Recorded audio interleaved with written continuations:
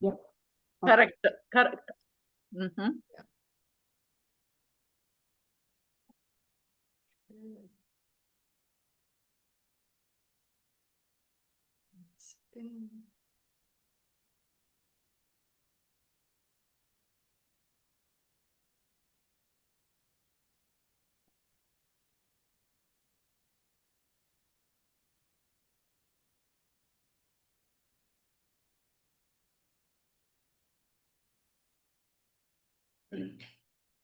So wish you all a very happy Guru Purnima. Today is Vyasa Purnima. Vyasa, who is the author of Mahabharata, as well as, so many who compiled all the Vedas. So Guru Purnima is really celebrated here in India quite a lot. I mean, in our CVB also, we are going to do this for all the students to teach them what Guru Purnima means.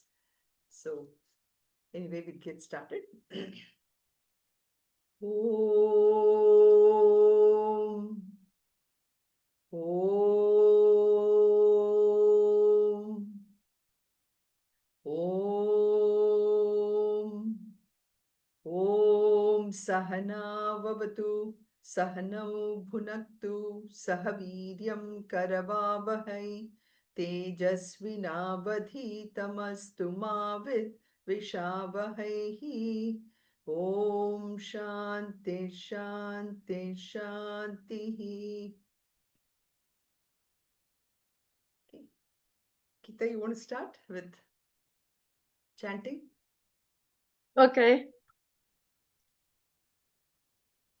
Om Partaya Pradibodhitam Bhagavata Narayanena Swayam Vyasena Gratitam Purana Munina Madhye Mahabharatam Advaitam Ritavarshinim Bhagavatim Ashtadasadhyayinim Amba Tvamanusandanami Bhagavad Gita Bhavatveshini.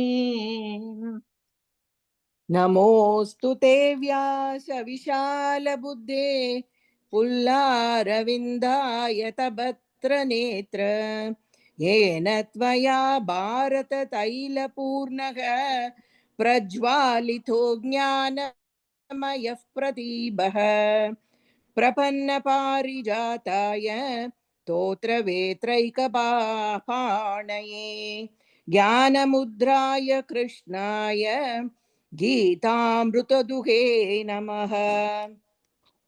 वसुदेवसुतं देवं कंसचाणूरमर्दनं देवकी परमानन्दं कृष्णं वन्दे जगद्गुरुम् सर्वधर्मान् परित्यज्य मामेकं शरणं व्रज अहं त्वां सर्वपापेभ्यः मोक्षयिष्यामि मा शुचः. Very good. Thank you. So today we chanted even the shloka in praise of Vyasa. Namosute Vyasa Vishala Buddhe Pullara Vindayata Patra Netra Yena Tvaya Bharata Taila Purnaha Prajwalito Jnanamaya Pradeepaha. Such a beautiful verse, which is part of Bhagavad Gita also, which extols the greatness of sage Vyasa. So in the line of Guru Parampara, we, all the way up to Bhagwan, then Bhagwan in the form of Vyasa actually has given us all this knowledge here and putting us on a path.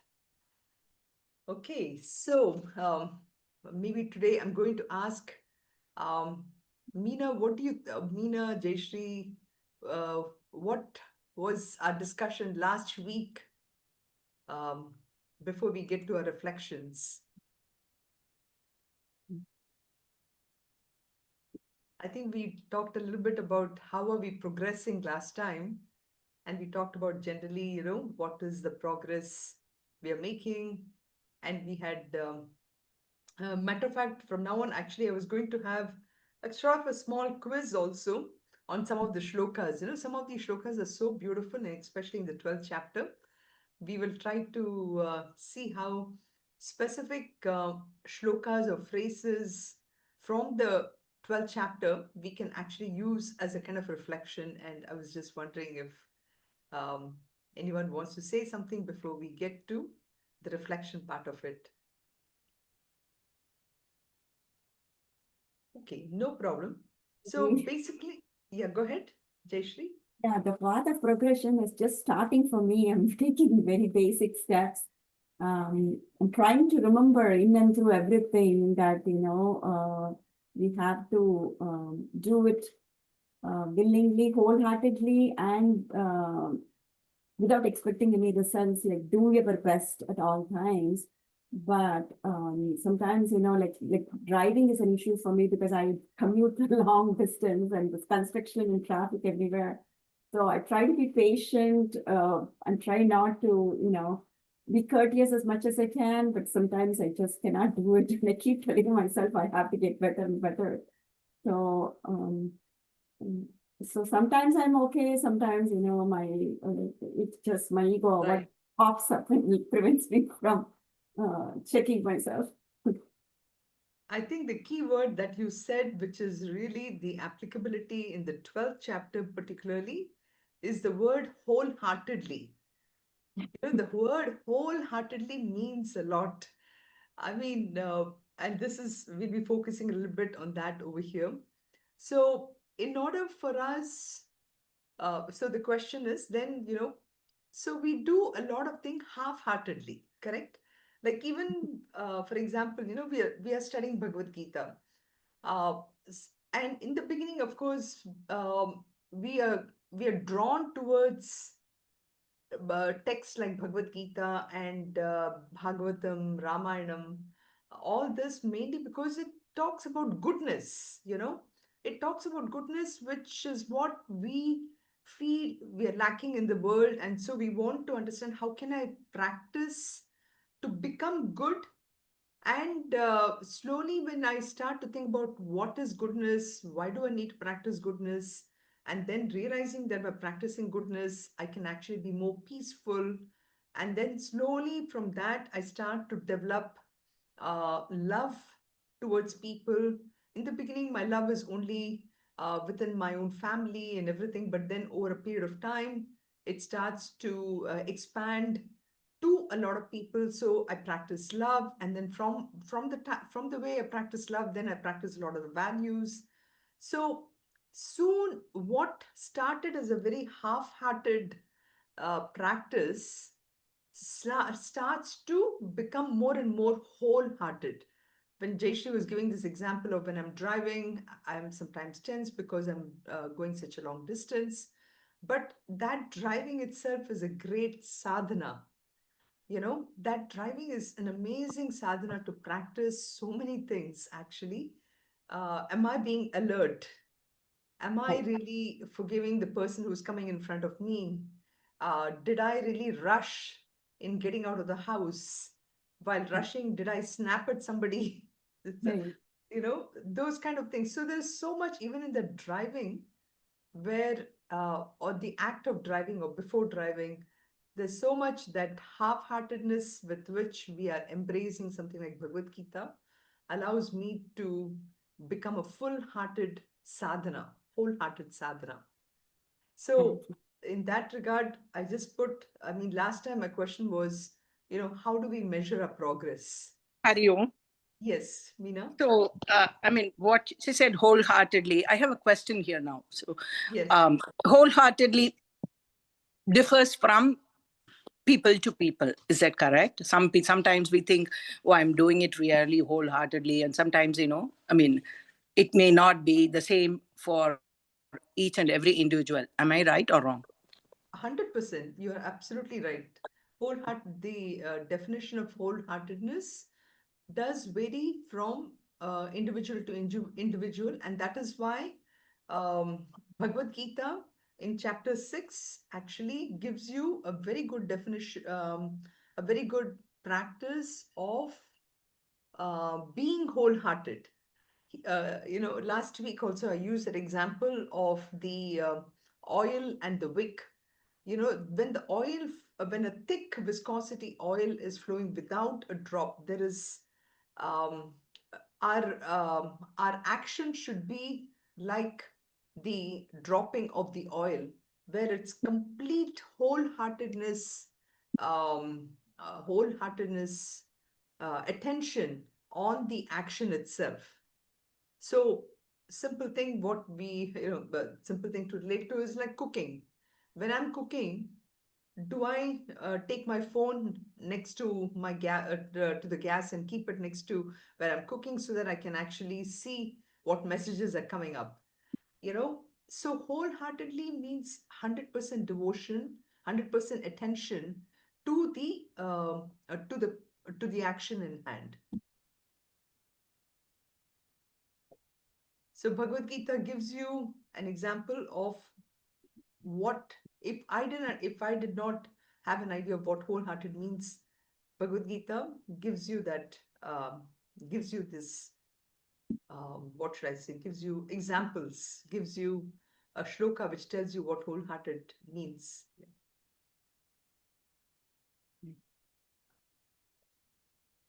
But Okay, thank was that your question, or is this Yes. were Yeah, you thinking more yeah. beyond that? No, that's what I wanted to know from. Thank you so much. No problem. So just a little bit 2-minute discussion on this one before we go to that sadhana, the ladder of progress.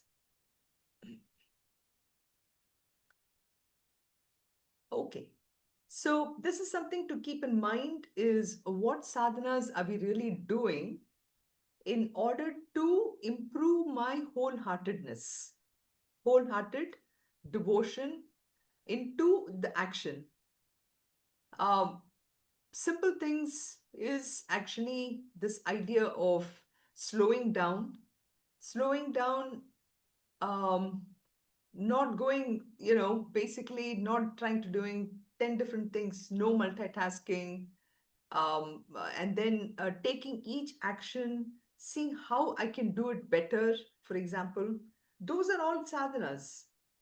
And then trying to practice single pointed attention, japa yoga, for example. And today we'll talk about one of the verses which focuses on that. And then, so you will see that wholeheartedness, how we are practicing in many of this, from these shlokas also. Okay, so this is where we started off the chapter, and now we'll dive directly into the sadhanas themselves. So all the way up to here, we had the discussion of Saguna and Nirguna Upasakas, and for the best part of what we can think of, we are the Saguna Upasakas, because we need an object on which we want to focus our attention. Right? So the Lord has given us that opportunity by considering the entire manifestation, what we are seeing in front of us, as that Ishvara in different forms. Okay? So that's where we left. Now, stage number 4. So, as always, we are starting the scale or the ladder, starting from the highest form. Okay? So, Lord Krishna is actually um, he's encouraging us. He's saying, okay, let me give you, he's expecting that all of us are at a very high level. And he's saying that, okay, I'm first going to give you one where there is absolutely no senses that are used. Okay. And then we come to one where only one sense out of the 5 senses, where one sense is used. Then Japa Yoga or Kirtan.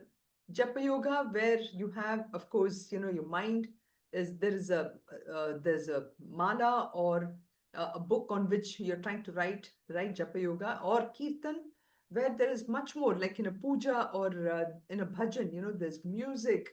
Then there is the incense sticks. Then there is, all sense organs, all the 5 senses are used. And then finally, even if that we are unable to focus our mind, then this idea of Karma Yoga.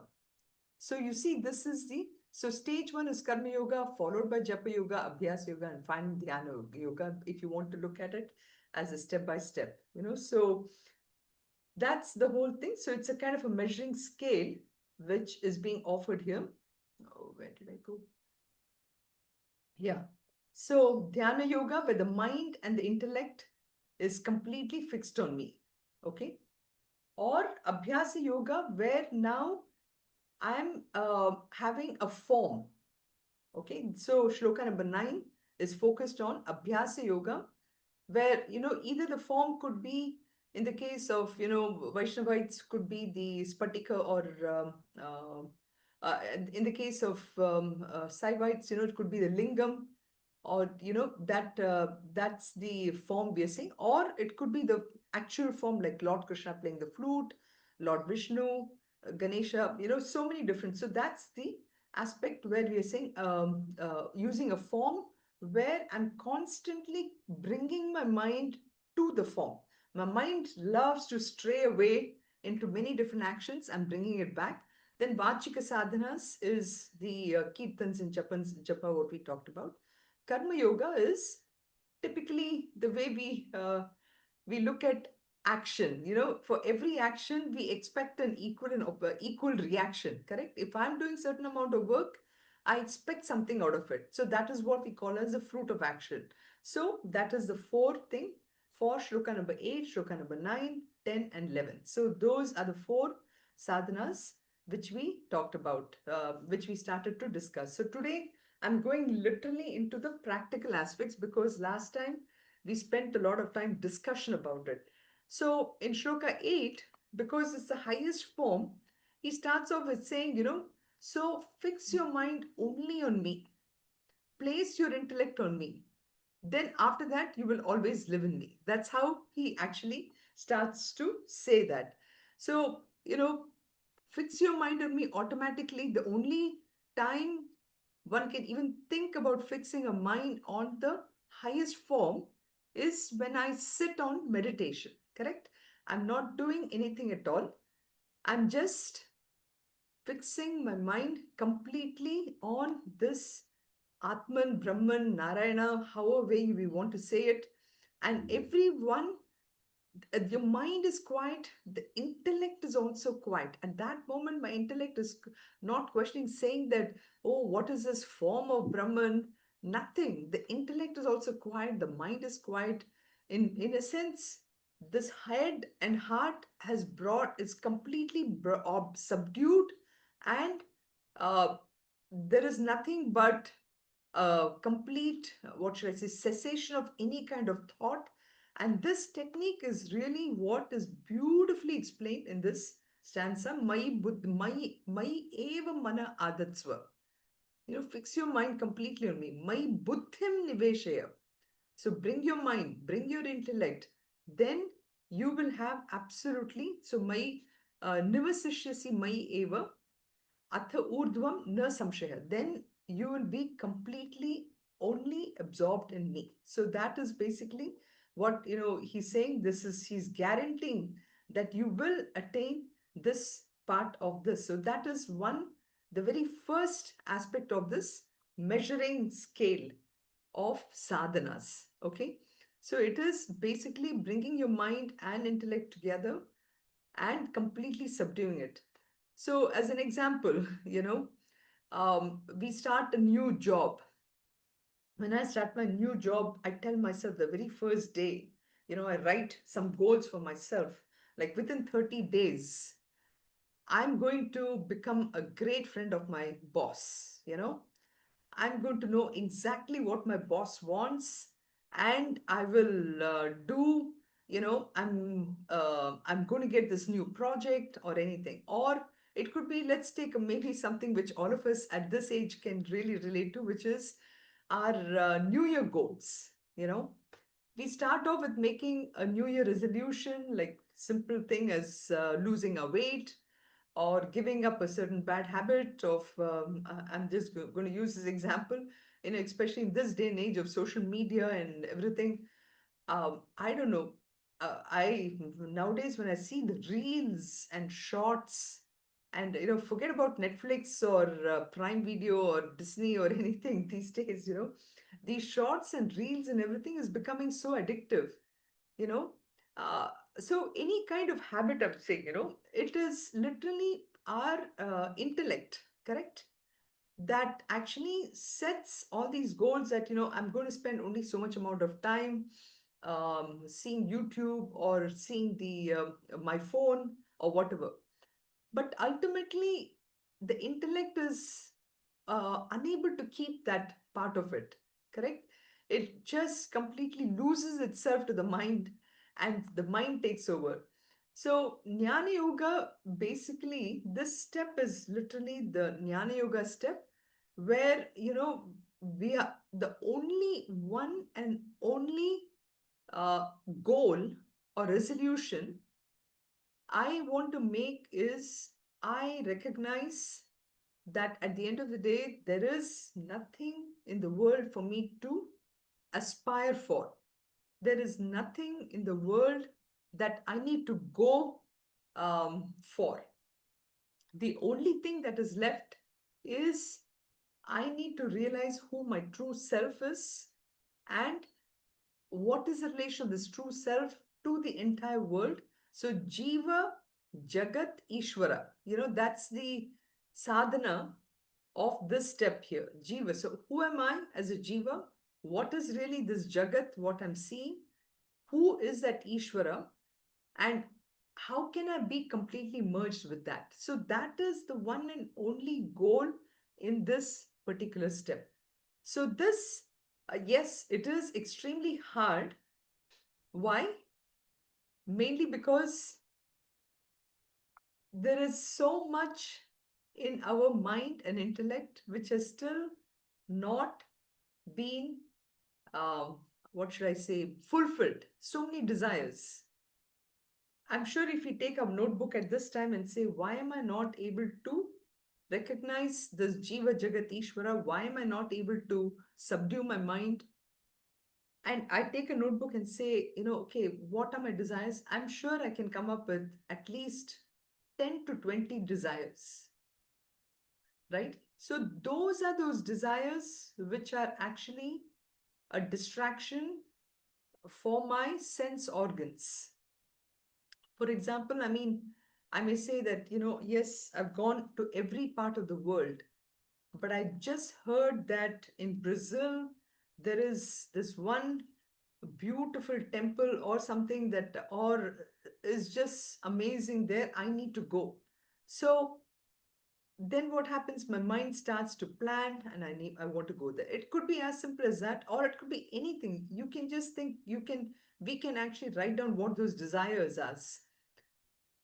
That distracts our senses, and by distraction of senses, my mind and intellect starts running away, and it prevents me from taking to this one and only goal, which at the highest level of sadhana is expected of all of us. Yeah. Go ahead, Is Geeta. it only during the meditation time you're talking, or general? No, this is actually not during the meditation time. This is the only All the thing time. all the time, all the time. Right. I'm again fixing my mind on Jayshree's point when Jayashree said, wholeheartedly, 100% of the time, at all times, I have to be extremely clear in my mind of what is my goal. It is that goal which is driving it. So So am I when we are involved in work, Mhm. so we'll be concentrating on the work, right? Yes, in fact, I'm going to come to that Okay. as Okay. one of the Okay. sadhana. Okay. I'll show you uh, about that part of it exactly, Sure. with, Sure. and if I Okay. miss it, please do remind me. But this is, I'm convinced right now. I'll just maybe make it a little practical in here. If I'm 100% convinced that my goal is to really understand who I am, what is my relation to this world, and who is this Ishvara and how is my relation to Ishvara, then what happens is anything which happens during in the workplace or in my relationships or in my house or anything, none of that will bother me, mainly because my goal is something else. Correct? It's almost like if something is happening at the neighbor's house, why would I worry about it? If my neighbors are fighting, I wouldn't worry about it, because my goal is to ensure that my house is peaceful, right? So too, if I understand that my goal is something which I am trying to understand my own nature in relation to the whole world, then I will not worry about the petty things on what is happening at work. Somebody does something in my name and gets some promotion or whatever, that kind of thing. So, go ahead. That is not my question. My question is, we are concentrating on the work. We want to finish that mathematical problem or something. Yes. At that time, nothing else bothers us, right? Correct. We don't think of God, or we don't think of, at that time, our concentration is only on the work. Yes. So how would you relate that to thinking about God? Right. So the point is, okay, hold that statement. When we come to that shloka, I'll show you Okay. that aspect of it. Okay. So here, basically, the idea is um, beyond even any mathematical problem or anything. It is something where the mind, of course, during meditation is in that state, but even when the mind comes out of meditation and works in the world, at that point in time, the mind and intellect clearly recognizes that it is doing that work because the work has to get done. So, in many ways, you can say that somebody like Ramanujam, Srimad Rama, because you brought mathematical thing, I'm just thinking Srimad Ramanujam or even Einstein, or the highest of the scientists, they are 100% immersed in the work. In many ways, they are also in that level where they have forgotten who they are. The idea is, it is not that I am doing the work. Okay, the mind and intellect has come together. The mind and intellect is working in unison on the problem, but the I-ness is not there. Okay, so the mind in this level, the mind is not conditioned by the senses. The meditation is completely on that highest level, and in a sense, the mind is being completely subdued by bringing it to the level of the uh, uh, highest form of the Lord, also, you can say. So that is what he's saying. It's completely in meditation, and that meditative state is taken even in the world, where the person completely understands that aspect. So placing your mind on me. Now, the next level is where if I'm unable to do it. So this is where I'm going to come to your question. Okay. If I'm unable to do it, then what do I need to do it? What do I need to do? I'm sort of convinced, that yes, the highest goal is that state of Brahman, and I need, of course, I'm focused on the form of Brahman. But my mind wants to now. It strays away once in a while, and I need to keep bringing it back. But when I'm bringing it back, I need to bring it back in a conscious manner. Okay. Like, for example, there is this beautiful book by Malcolm Gladwell. It's an old book, very old book, at least 20 years, I think. Malcolm Outliers.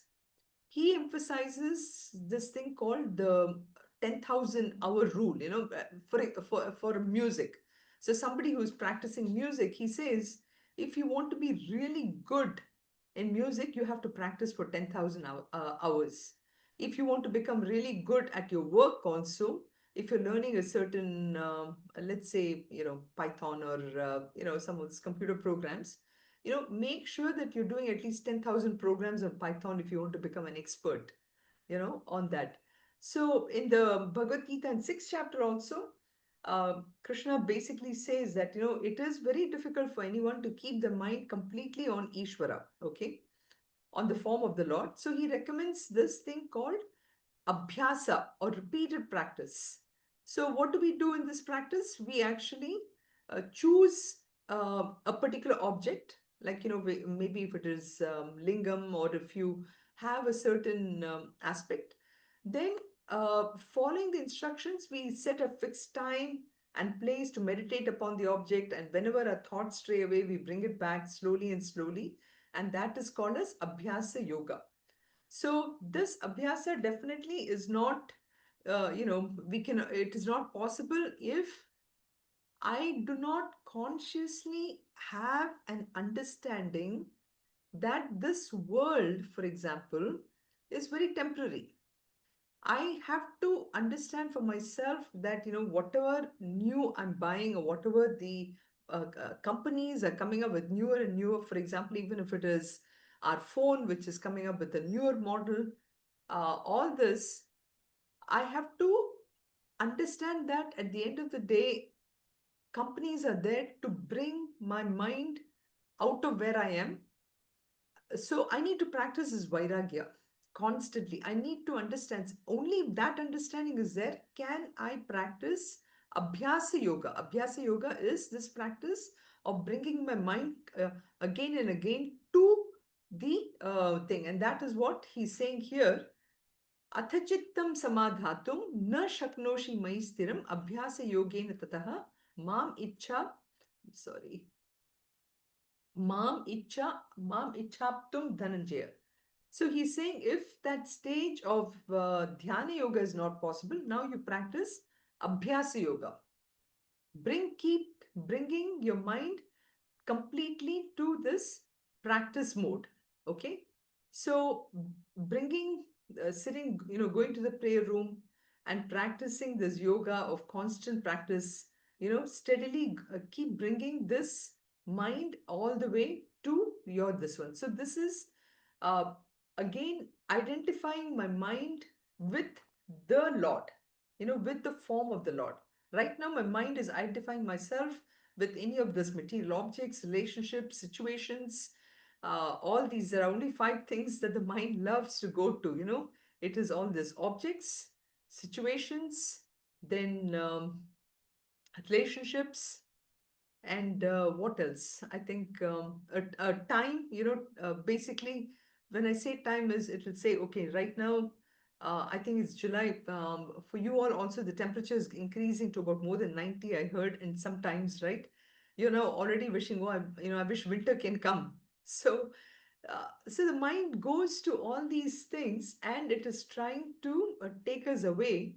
But through this abhyasa yoga, we bring it down. So this is the next stage. So stage 5 was this absolute meditation on the absolute formless.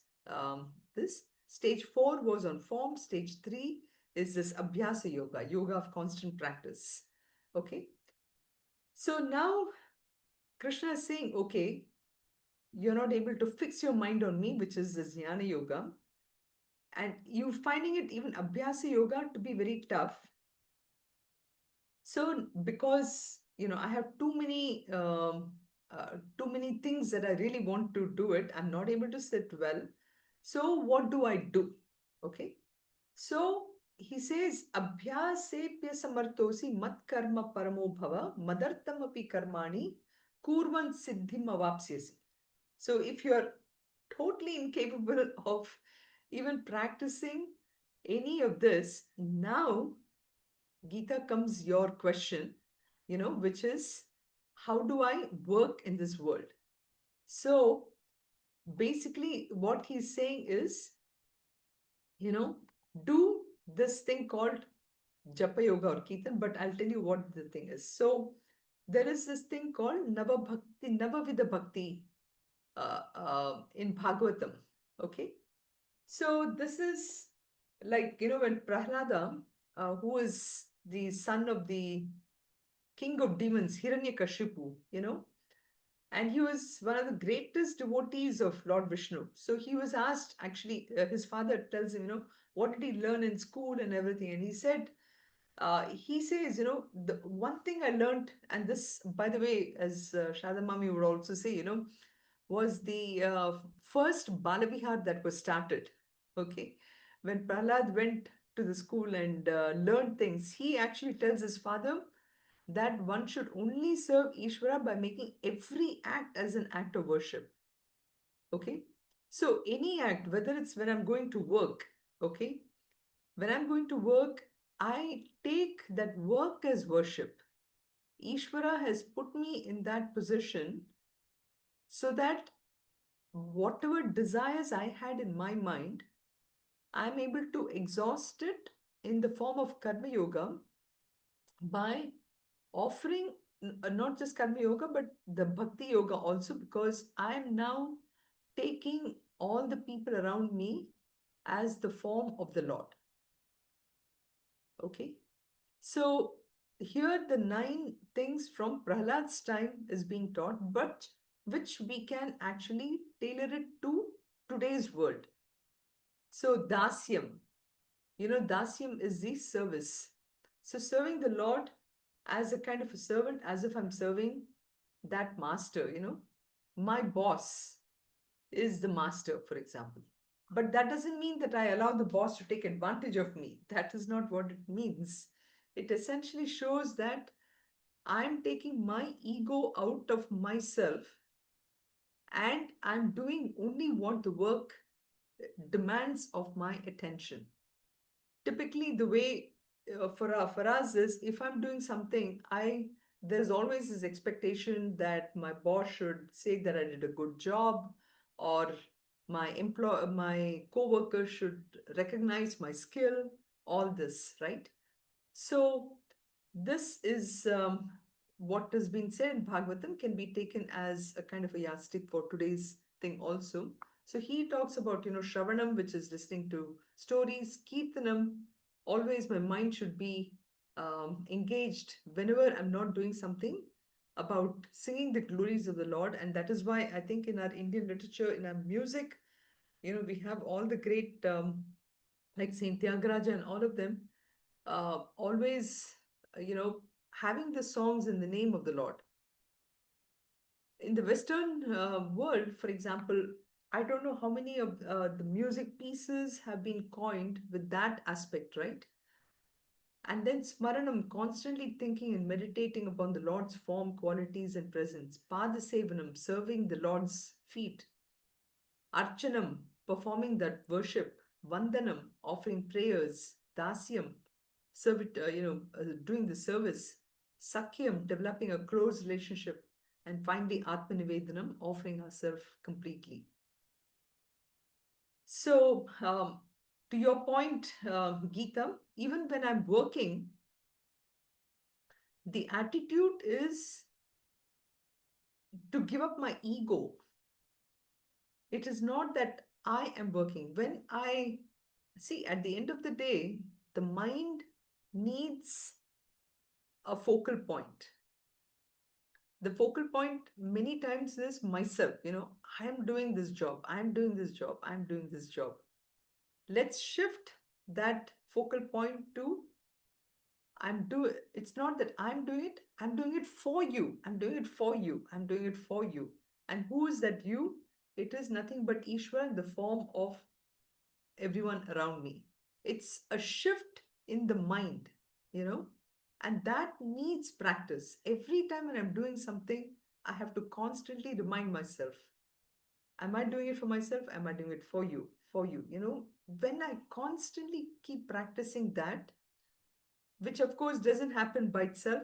It can happen only when I do that previous step. And that is why in this shloka number 9 is important. that constantly bringing my mind to doing it. So in that sense, only this thing is also and the same thing which is in shloka number 9, which is practicing and then doing this, placing your mind on me. Only, so they are kind of tied together, the shlokas 8, 9, 10, 11. They all have to go together, I have to practice my mind. This one, I have to continuously keep on bringing my mind. And then in shloka number 10, trying to uh, bringing this aspect of I'm not doing it for me, I'm doing it for somebody else. Maybe I'm asking it. Can I ask you a question? Yeah. Maybe it sounds silly, but I'm just thinking if a person is going on a running race, for example, I'm competing on a running race. And initially, I think, God, please help me, please help me. I have to reach the goal. That is one way of praying. The other way I am thinking from what you're saying right now, while running itself, I keep saying, God, God, God, God, and keep running on the running race. There are two kinds you can do. Once you can think of God before starting, and then forget about God, you concentrate on your work, running. Second method is you just, while running itself, you're thinking about God and running. So I'm trying to differentiate both of them. Right. So while running, if I think of the fact that I am running, what will happen is I will constantly be looking at my competitor and seeing, am I running faster than him? But if on the other hand, if I think that, I'm just focusing on Ishvara and I'm doing it, I will actually have more energy now rather than wasting my energy on thinking, is my competitor running faster? Correct? So there too, this attitude of thinking that I'm not running for myself will really, really help Okay. in practical ways. So there are two different methods, right? There also you're thinking about They're God. not two different methods. There are two different ways in Ways, which I'm ways. focusing, ways in which, two different ways in which my mind is focused, correct? But Mhm. focusing my mind away from myself is definitely the most important thing. As you rightly said, in the beginning, it will start off with, what am I going to get? Correct? That is how it will start. But Mhm. at some point, that mind should not be on that aspect in order for me to 100% utilize my energy on what I want to do. And ultimately, what will come out of this effort will be based upon the effort that I'm putting in completely, plus whatever baggage that I have come into this world. So there is also that, and that is what we say is Ishvara's grace. Ishvara's grace many times can be quantified as something where it is based upon how much I'm 100% focused and what my previous karmas are allowing me to experience in this world. Correct. Okay. So even though you keep saying God, God, God, and if you keep running, and if you don't win, it may be because of our prarabdha. Correct. Correct. Mhm. Exactly. Okay. So either ways, I should not feel bad if I don't win. Right. Mm. But again, we cannot use that as a cop-out situation that, oh, anyway, I'm not going to win, so I will not put the effort. I have to put my effort 100% because that is the only way I can not nullify completely, but I can bring down my previous baggage down. So that is a purushartha we talk about. Purushartha is the effort I'm putting into bringing down my previous prarabdha, part of it. So now all these were focused. So we had the Dhyana Yoga, then we had Abhyasa Yoga, then we had, in many ways, this can be thought of as a Bhakti Yoga. Now we are coming to shloka number 11, which is all about finally Karma Yoga. Okay. So Karma Yoga typically is really the first place from where we start off. And the idea behind that is, that even if, we talked about previously about how in Dhyana Yoga, there are no senses used at all, none of our five senses, because it's all about bringing your mind and intellect together. Then in Abhyasa Yoga, it is because of the straying of the mind by one of the senses. Okay. It's suddenly my mind gets distracted by, let me look at the phone, for example.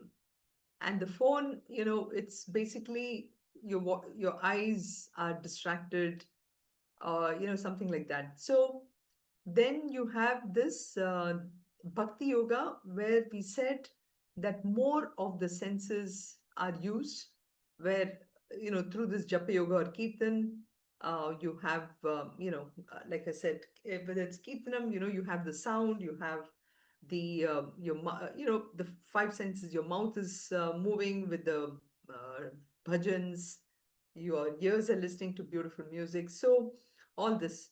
Now, Karma Yoga is where more of your five senses are used, right? So he says, etad api ashaktaha, that is, ashaktaha means, not possible. Shaktaha, ashaktaha. If it is not possible to do kartum, etadapi ashaktaha kartum mat yogam ashritaha. So, mad yogam. So, yeah, then if you're not able to do that, then sarva karma phalatyagam, because we all know ultimately in a karma yoga, the one and only thing that matters is, what am I going to get out of it? The fruit of my action, correct? So that is all that is I worry about in the karma yoga, and I bring all my senses, all my action to do in order to get that. I put my effort into the project. I expect a wow from my boss, or a promotion or anything. Now he's saying that even let's look at this as, you're doing the work, but you're willing to give up the fruit of action. How do you do that? By, again, taking refuge in me. So focusing your attention on me, give up the fruit of action. That's what he's saying. Okay. So so there is a little bit of a drop in the control here. So fruit, basically, again, like I said, it means the fruit of action, right? So from physics, we know that, for every action, there has to be a reaction. And this reaction could be in the form of, we are getting some happiness out of either a promotion, which is money, or some emotional satisfaction by somebody saying that, oh, you did a great job, or intellectual satisfaction where, maybe if it is a name recognition. So by calling it as a karma phala, sarva karma phala tyagam, he says, Krishna is reminding that, every result of an action, it basically it contains, it's a seed of a future action which is built in it. And this seed can give rise to so many more new innumerable actions, lot of them. And so, and that way, our joy keeps getting multiplied again and again and again, so this is how we kind of lead our lives.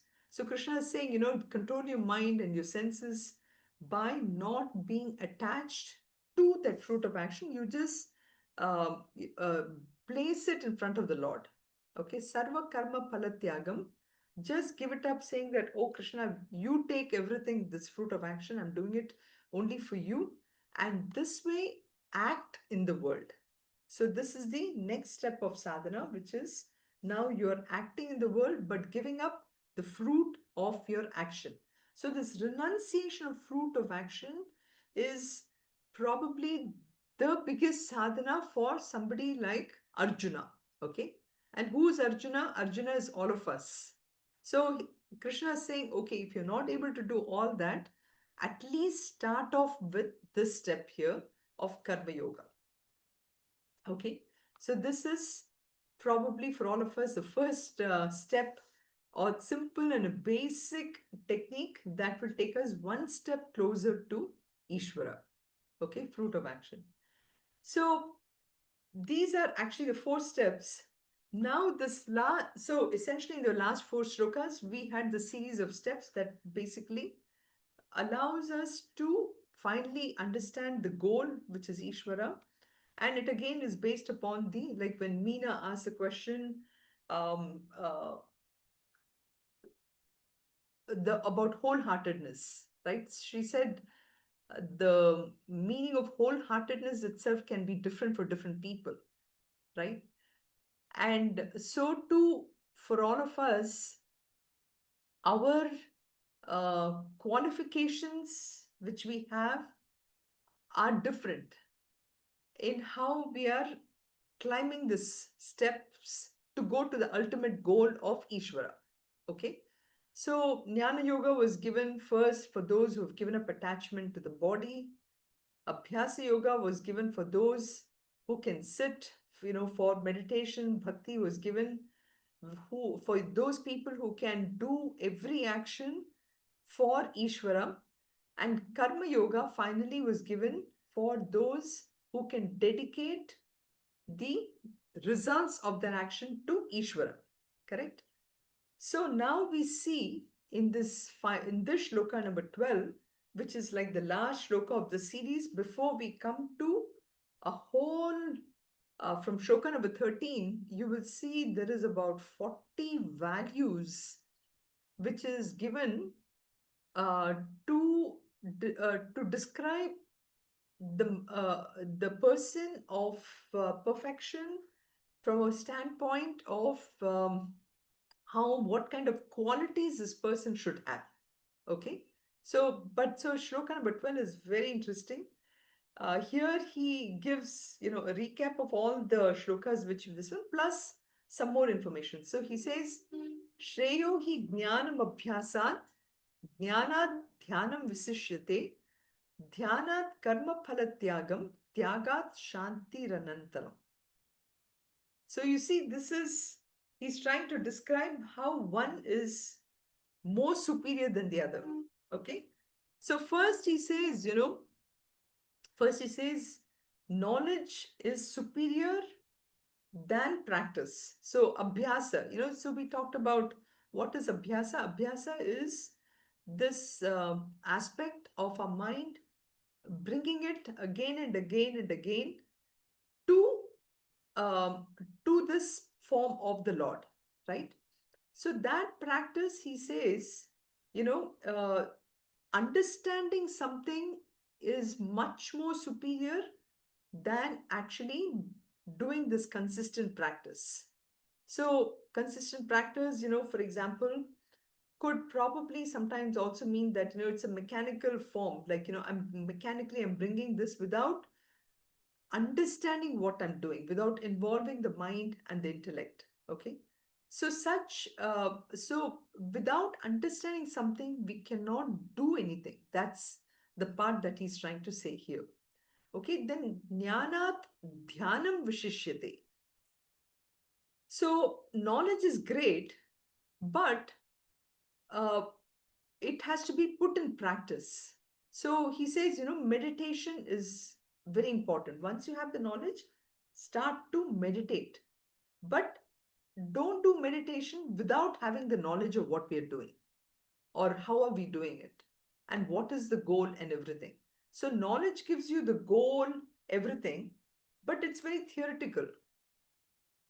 I have to now do meditation in order to bring that knowledge into my ultimate goal. So he says meditation is superior to knowledge. Okay.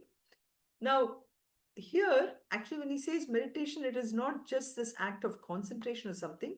It is actually a higher kind of knowledge, one which brings you, when you remember when I said Jiva Jagat Ishvara, where I clearly understand who I am and what is my connection to the highest. So this higher kind of knowledge is superior than dry academic knowledge, which when I'm just reading something and I'm trying to understand it. So that is what he says. So dhyana dhyanam vishishyate. Then, okay, he now says dhyanat karma phala tyagat. Okay, after even higher than meditation is now giving up the fruit of action. Now one may say, oh, is he bringing karma yoga and giving up fruit of action? But see, giving up the fruit of action. So for me to say that, I'm doing this work, and again, I'm bringing Gita's example, which is, okay, I'm doing my work. Where is my mind at that point? Is my mind there or not? The intellect is there or not? In reality, when I'm working, my mind and intellect is like so much involved with the work. My ego is not there at all. My ego has been completely surrendered. So that is the karma phala tyaga, sarva karma phala tyagam, which is what the previous one said. I have no expectations at all, absolutely no expectations. And I don't have expectations not because Gita is telling me, the second chapter, Karmani Vadi Karasya Ma Paleshu Kadachana. So in second chapter, he said that, give up the fruit of action and everything. But here it is with 100% complete understanding. I have absolutely no attachment to the fruit of action. Only so that is, he says, the highest form. So then meditation, higher than that is giving up the fruit of action. When once that is done, Shanti Anantaram. One attains that absolutely the peace. So that is the ultimate state. So this is really bringing the whole shlokas from 8 to 12 together on how everything fits in, and ultimately saying for somebody like Arjuna, for people like us, how he's trying to justify how this renunciation of fruit of action, again, from Arjuna's standpoint, he wanted to ensure that Arjuna realizes that what is he doing? He's fighting this battle and all that. And, as you know, first chapter, second chapter, Arjuna was actually very upset because he thought he's not going to attain the goal. And he's killing all of them.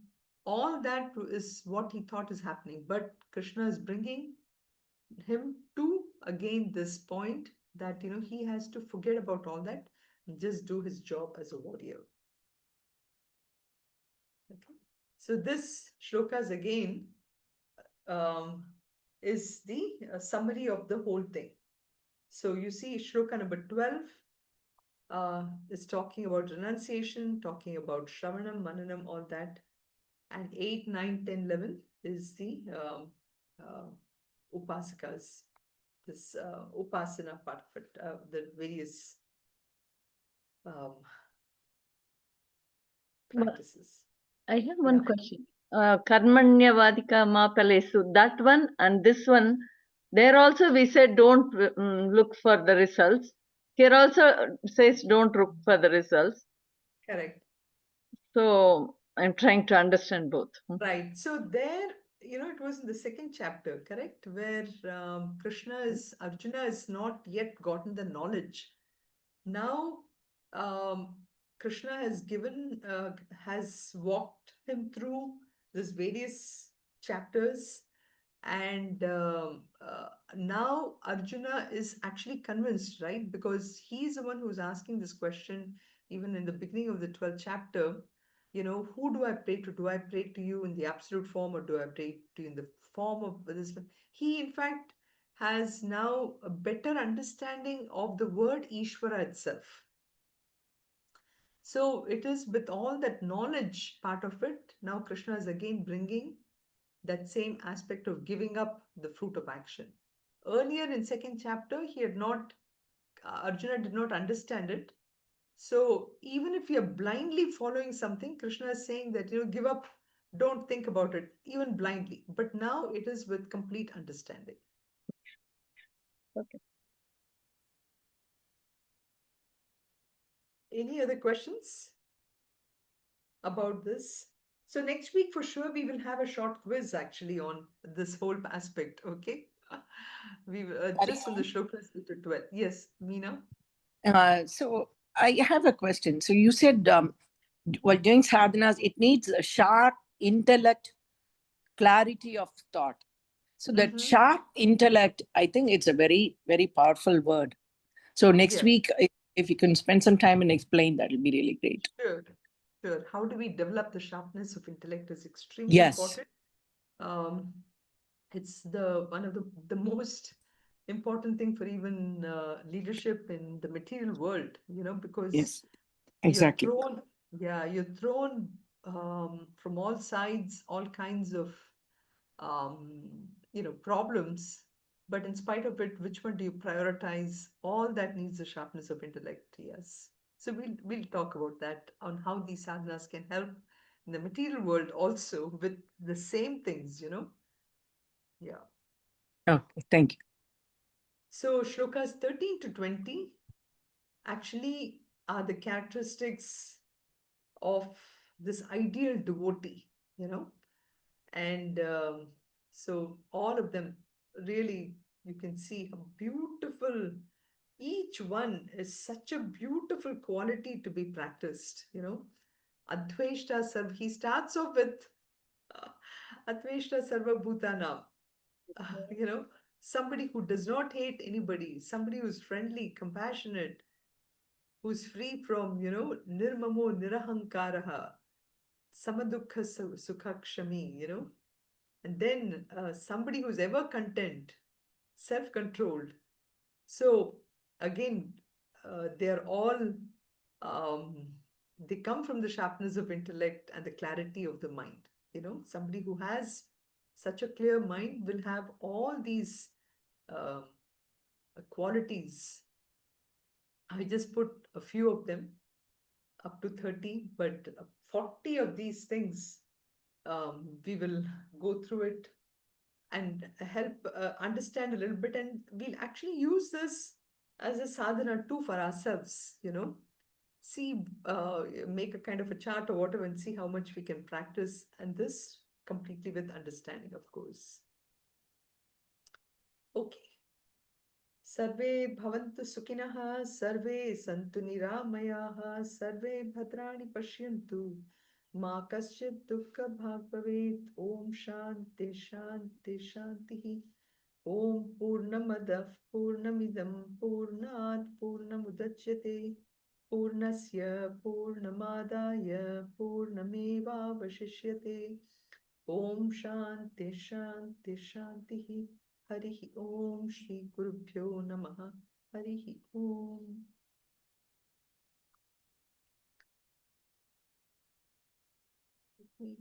Thank you so much, Sunitha. Very nice class. Hari Om.